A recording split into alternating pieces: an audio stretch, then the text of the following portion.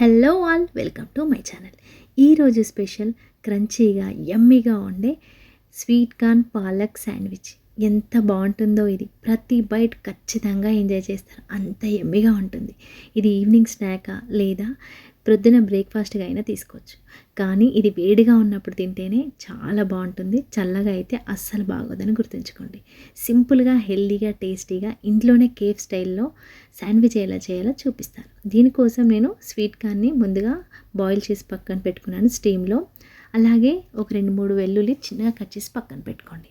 ఇప్పుడు మిక్సీ జార్లో 4 ఎండుమిర్చి, ఒక 4-5 మిరియాలు వేసుకొని ఇలా కచ్చాపచ్చాగా దంచి పక్కన పెట్టుకోండి. ఇప్పుడు స్టవ్ మీద ఒక నాన్ స్టిక్ కడాయి పెట్టుకొని ఒక స్పూన్ బటర్ వేసుకోండి. కొంచెం ఆయిల్ కూడా వేసుకున్నాను నేను. ఇది కొంచెం వేడెక్కగానే ఇలా వెల్లుల్లి చిన్నగా కట్ చేసి వేసుకోండి.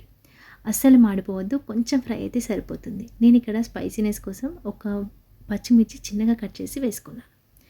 ఇది కొంచెం ఇలా ఫ్రై అయితే సరిపోతుంది. ఇది ఎక్కువ ఫ్రై అయితే స్టఫ్ టేస్ట్ మొత్తం చేంజ్ అవుతుంది. సో కొంచెం ఫ్రై అవ్వగానే ఇందులో ముందుగా ఉడికించుకున్న స్వీట్ కార్న్ని వేసుకోండి.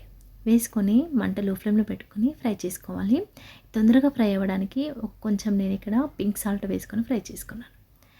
ఇలా కొంచెం ఫ్రై అయ్యి స్వీట్ కార్న్ కొంచెం లావుగా అవుతాయి కదా, ఇంతవరకు ఫ్రై చేసుకుంటే సరిపోతుంది.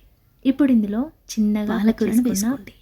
కాడలు అస్సలు వేయొద్దండి, ఓన్లీ పాలకూర ఆకులనే వేసుకోండి. ఇలా చిన్నగా కట్ చేసుకొని వేసుకోవాలి. వేసుకొని అంతా కలిసేలాగా బాగా కలుపుకోండి. ఈ పాలకూర పచ్చివాసన పోయే వరకు మగ్గించుకోవాలి. తొందరగా మగ్గడానికి నేను ఇక్కడ ఒక 1/2 స్పూన్ వరకు సాల్ట్ వేసుకున్నాను. పింక్ సాల్ట్ వేసుకొని ఇలా వాటర్ అన్నీ ఇంకిపోయే వరకు బాగా ఫ్రై చేసుకోండి. మీకు నచ్చితే ఎక్కువ పాలకూర స్టఫింగ్ అయినా వేసుకోవచ్చు. నేను ఇక్కడ స్వీట్ కార్న్ కొంచెం ఎక్కువగా వేసుకున్నాను. ఇప్పుడు ఇలా ఫ్రై అయిన తర్వాత ఇప్పుడు ఇందులో ఒక స్పూన్ మైదా వేసుకొని అందులో ఒక స్పూన్ బటర్ వేసుకొని ఇలా ఫ్రై చేసుకోవాలి. ఎక్కువగా ఫ్రై చేసుకోవద్దు, మైదా పిండి మాడిపోతుంది. ఇలా కొంచెం ఫ్రై అయితే సరిపోతుంది. ఒక స్పూన్ మాత్రమే వేసుకున్నాను నేను ఇక్కడ మైదా, ఇది సరిపోతుందండి. ఇప్పుడు ఇది కొంచెం ఫ్రై అయిన తర్వాత ఈ స్వీట్ కార్న్ని, పాలకూరని అంతా కలిసేలాగా బాగా కలుపుకోండి. ఎక్కడ ఉండలు లేకుండా మంచిగా కలుపుకోవాలి. ఇలా కలుపుకున్న తర్వాత ఇందులో మనం ముందుగా మిక్సీ పట్టుకున్నాం కదా, ఈ ఎండుమిర్చి, మిరియాల పౌడర్ని వేసుకోండి. ఒక స్పూన్ వేసుకొని ఇలా కలుపుకోవాలి. ఇలా కొంచెం ఫ్రై అయితే సరిపోతుంది.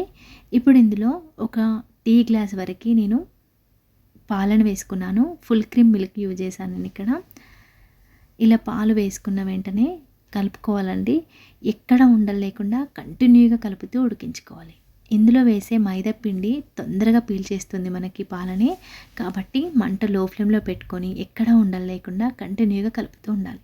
ఈ మైదా పిండి బటర్లో వేగి ఇలా పాలతో ఉడికితే మంచి ఫ్లేవర్ని ఇస్తుంది, క్రీమీ టెక్స్చర్ని ఇస్తుంది. అలాగే రిచ్ ఫ్లేవర్ కూడా ఉంటుందండి, చాలా బాగుంటుంది. ఇలా ఒకసారి ట్రై చేయండి. ఇలా కొంచెం దగ్గర పడింది కదా, మరీ స్టఫింగ్ గట్టిగా ఉండొద్దండి, చల్లారితే ఇంకా గట్టిగా అయిపోతుంది. కాబట్టి నేను ఇక్కడ ఒక 1/2 గ్లాస్ వరకు వాటర్ వేసుకున్నాను టీ గ్లాస్తో. వేసుకొని ఇలా అంతా కలిపేసుకొని కొంచెం వేడెక్కాలి. ఇలా లూజ్గా ఉంటే సరిపోతుంది, మరీ టైట్గా ఉండొద్దు స్టఫింగ్. ఇలా అయిన తర్వాత పక్కన పెట్టుకొని పూర్తిగా చల్లారావాలి స్టఫ్. ఇక్కడ నేను బ్రౌన్ బ్రెడ్ తీసుకున్నాను.